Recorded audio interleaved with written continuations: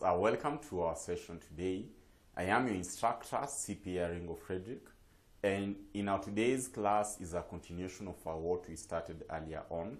Recall, in our last class we had introduced the types of taxes, where we mentioned that we'll be talking of two main types of taxes, that is the current tax and deferred tax. So in our last class we had looked at the current tax. So in our session today I want us to focus on deferred tax, to understand each and every concept behind deferred tax, So anytime we are to talk of deferred tax, what must we always tend to have in mind? Always you should be recalling the concept to do with the future implication of tax. This is what basically we normally term it as deferred tax. Just a moment here. So talk of deferred tax.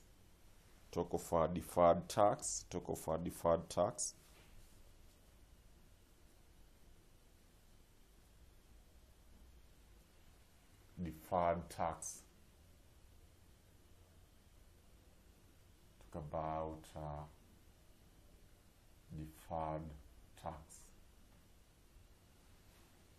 That is our main concept of today. And that's why Mwalimu is saying that anytime you are to talk of deferred tax, my good student, you just have in mind that these are taxes. These are deferred tax are future tax consequences to an entity. This is a form of future tax consequences to an entity, meaning that these are future tax and the consequences of these taxes in future. So that's why we are saying that deferred taxes are future tax consequences to an entity. These are future tax consequences to an entity. And according to International Accounting Standards number 12, you will find that requires an entity to provide for deferred taxes at the end of each financial year. That is, of course, according to IAS number 12. It requires an entity to always provide the deferred tax account as at the end of each year. So we are talking of International Accounting Standards number 12. Requires us to provide for deferred tax. So the big question will be, we've looked at deferred tax as a future tax consequences to an entity. Now, how will we compute this deferred tax?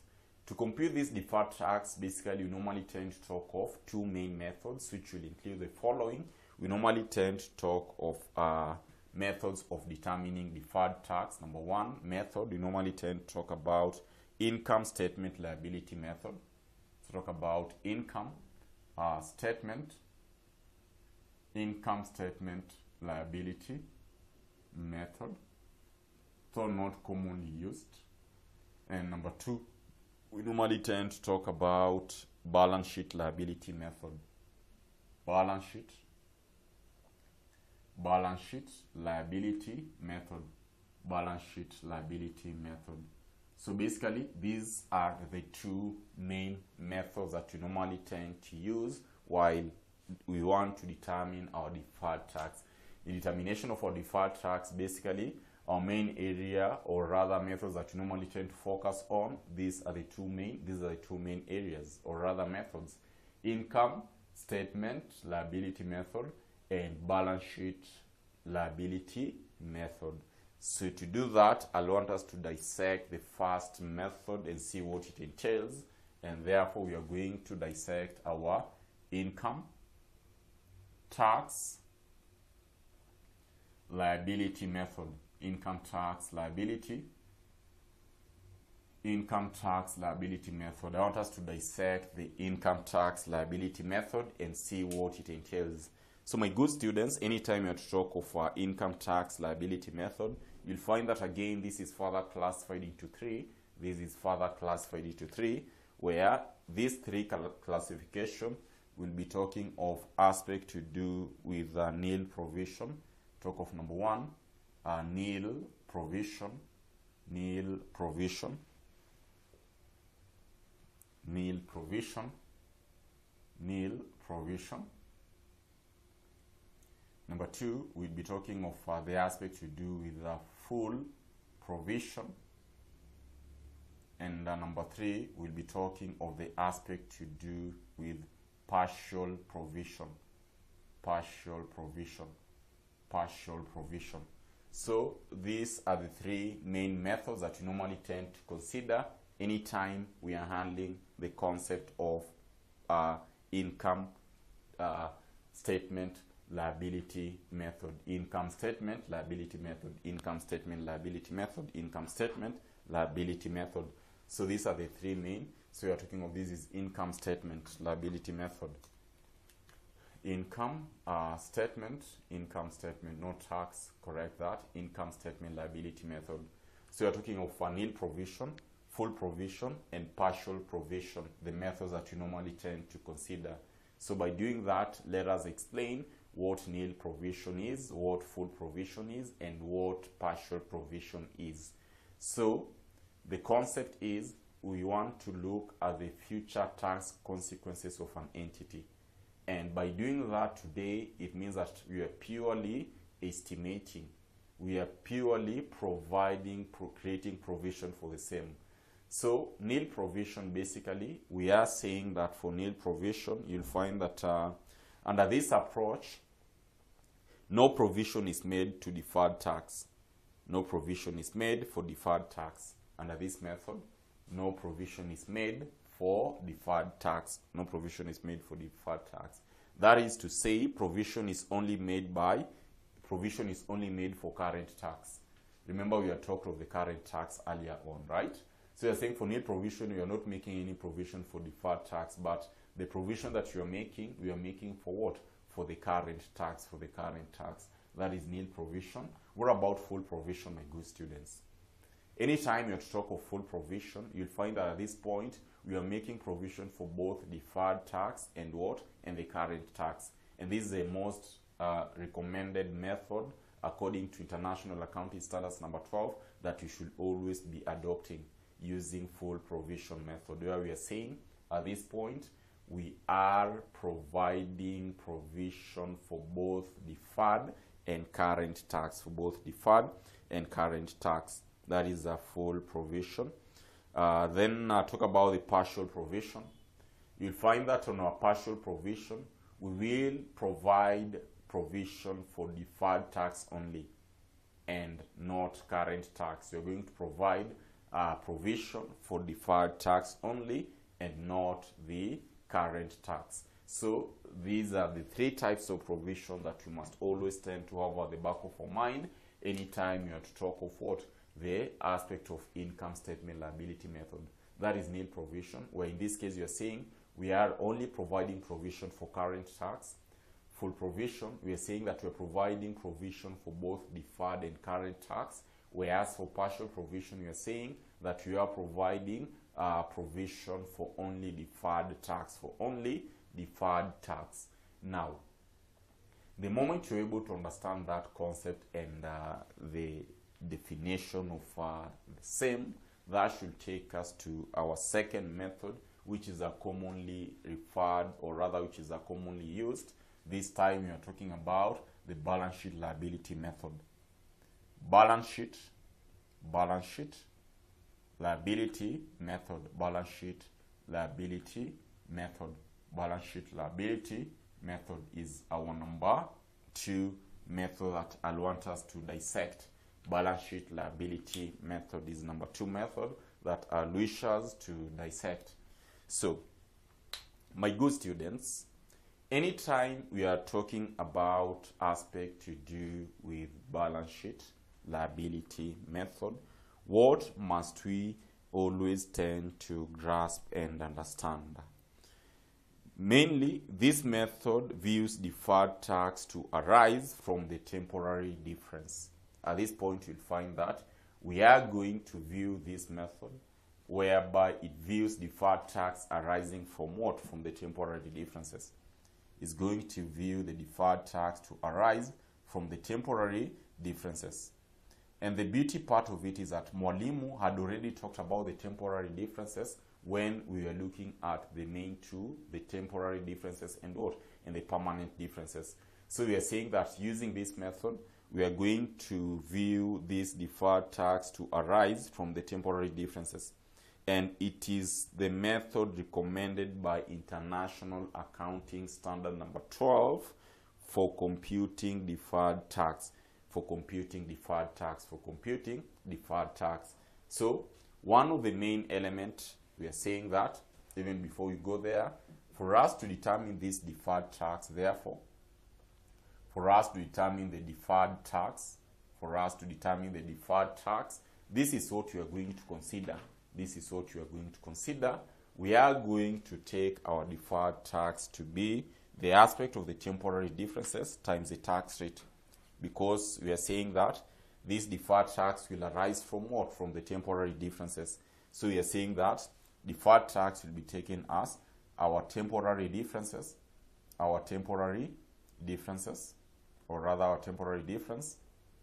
we multiply by our tax rate.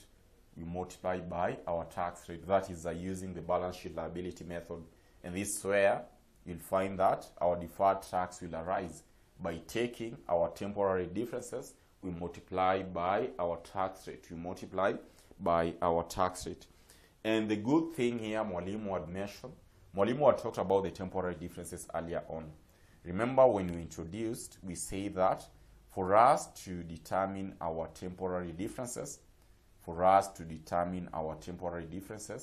our focus will be on the difference between the aspect of the carrying amount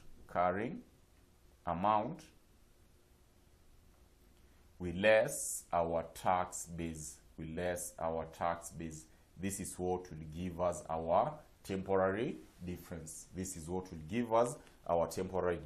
Taking our carrying amount, we less our tax base. That should give us our temporary difference.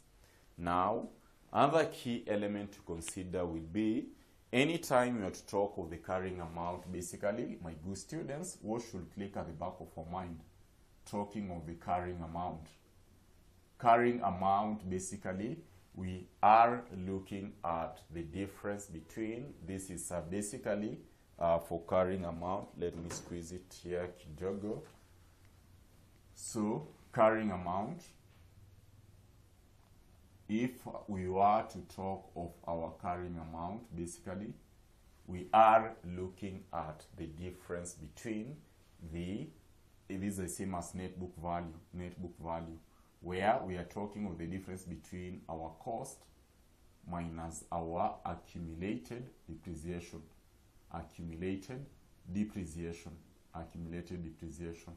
This is what will give us what is known as the carrying amount. That is the cost minus accumulated depreciation. What about the tax base that you are saying here?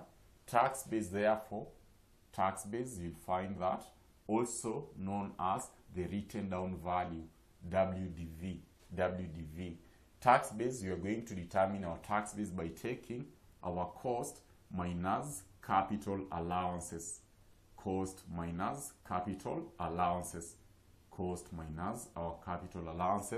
That will give us what is known as what is known as aspect of the tax base. That will give us what is known as the aspect of tax base.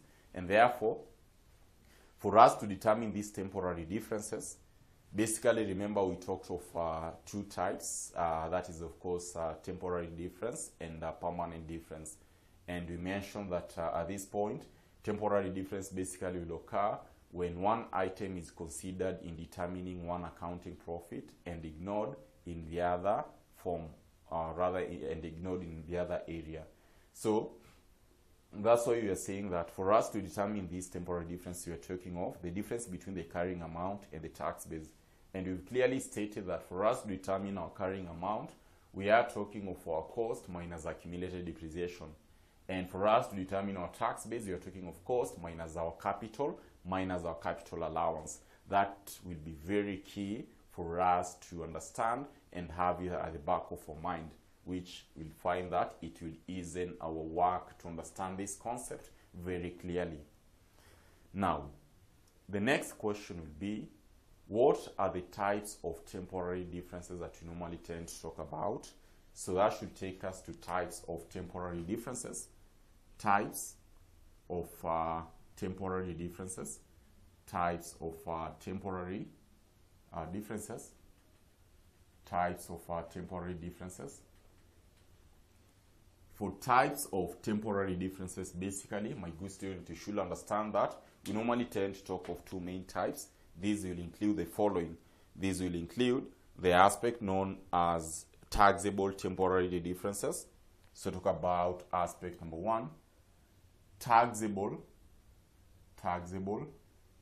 temporary differences. Taxable temporary differences being our number one.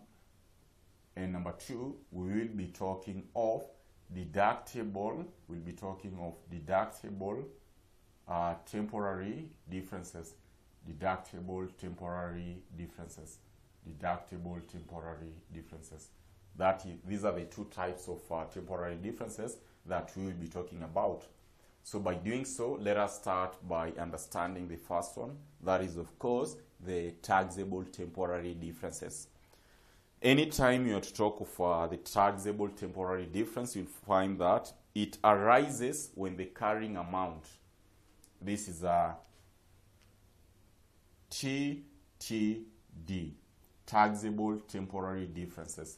It arises when the carrying amount, remember we've talked of the carrying amount, it arises when the carrying amount is more than the tax base, is more than the tax base, is more than the tax base, is more than the tax base. It arises when the carrying amount is more than the tax base. That is when we'll be having a taxable temporary difference. In this case, you'll find that in this case, it will give rise to deferred tax liability. And by the way, taxable temporary difference is also known as what? Is also known as positive temporary differences. It's also known as a positive temporary, and you'll find the reason why you are saying it as a positive temporary differences. You'll see why you'll be terming it as the positive temporary differences. So you're saying that this is where our carrying amount is more than the tax base. That is when we'll be having our taxable temporary difference. Then number two, in this case, key element that again we should understand here is that the taxable temporary difference will give rise to an obligation in future, where we are talking of it will give rise to deferred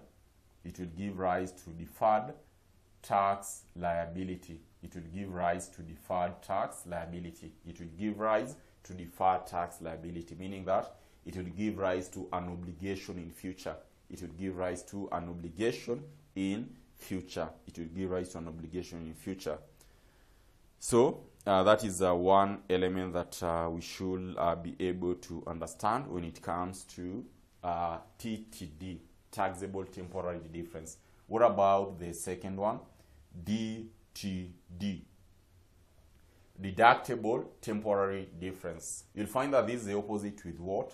TTD. This is the opposite to taxable temporary difference, because at this point you are saying the carrying amount here, the carrying amount is less than the tax base, is less than the tax base. The carrying amount is less than the tax base. And if it is less than the tax base, at this point you are going to term it as negative temporary difference. Negative temporary difference. The carrying amount is less than the tax base, and therefore we are terming it as what? As a negative temporary difference. And again, the key concept that we should understand is that for deductible temporary difference, this will give rise to an economic benefit in future, meaning that it will give rise to deferred tax asset in future. It will give rise to deferred tax asset, deferred tax asset. So the moment you are able to understand these few concepts and very key and important concepts, you'll find that handling any question for deferred tax, it will always be very easy and very swift for us. It will always be very easy and very swift for us. So my good students, in the next class, I want us to meet and handle a full question of deferred tax. I want us to meet in our next class and handle a full question for deferred tax. So to that point, thank you so much, and let us meet in the next session. Thank you.